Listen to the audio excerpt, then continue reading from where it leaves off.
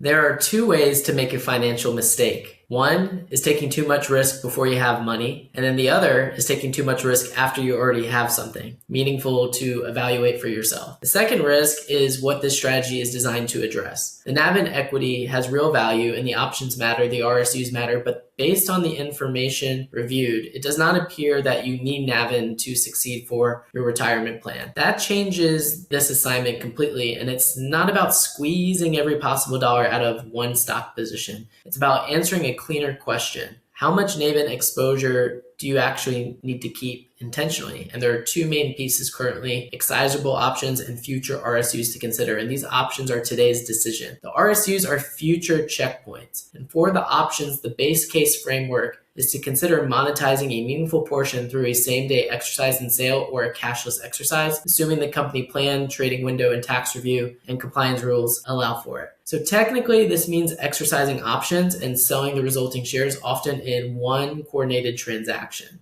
And that distinction matters because exercising and holding may create a tax bill while still keeping stock risk. And that can be appropriate in some situations, but it should be intentional, not automatic. And the base case discussion point uses an illustrative 75% planning case for the currently exercisable option value. Not because 75% is some magic number, because it helps balance two possible regrets. First, selling too much if the company performs well, and holding too much if it declines. Because by monetizing a meaningful portion, you're going to be able to convert some current option value into some different kinds of wealth and retain it for a defined upward sleeve. And future RSUs are already going to provide potential additional exposure over a period of time. And that is the key. You don't have to know today's options and know what's going to happen in the future, but we do need to be aware about taxes because this is a pre-tax value event. And for planning purposes, the document uses a 45 to 55% total tax reserve range on the spread. And that is not tax advice. It's not a final tax calculation by any means. It is a planning cushion.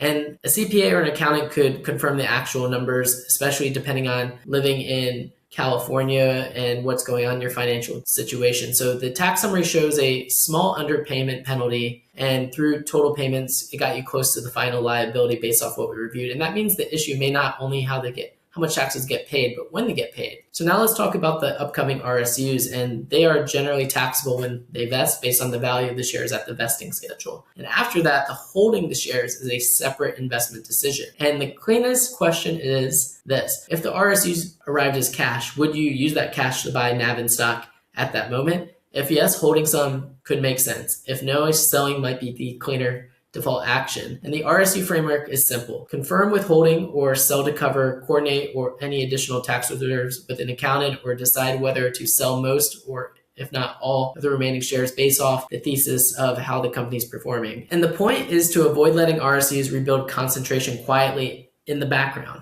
There's one more layer to this. NAVN exposure is not only an investment issue, it may include salary, bonus, career opportunity, options, RSUs, and future grants. And that does not make NAVN bad by any means. It means the risk may be bigger than what your account statement actually shows. So the takeaway is simple. Evaluate monetizing a meaningful portion of current exercisable options. Use the illustrative 75% planning as the base case as a discussion point, and then reserve conservatively for taxes. Now keep only defined upward sleeves if it fits your thesis, and then treat every RSU vest as a fresh decision as they come through. Tax first, thesis second, emotion last. And the goal is not to walk away from NAVN. The goal is to make sure NAVN remains intentional, measured, and reviewed regularly. And this is just educational planning only. It's not tax, legal, or investment advice. And before acting, please review this with anyone on your professional team, whether it's an accountant, financial professional, company, advisor, etc.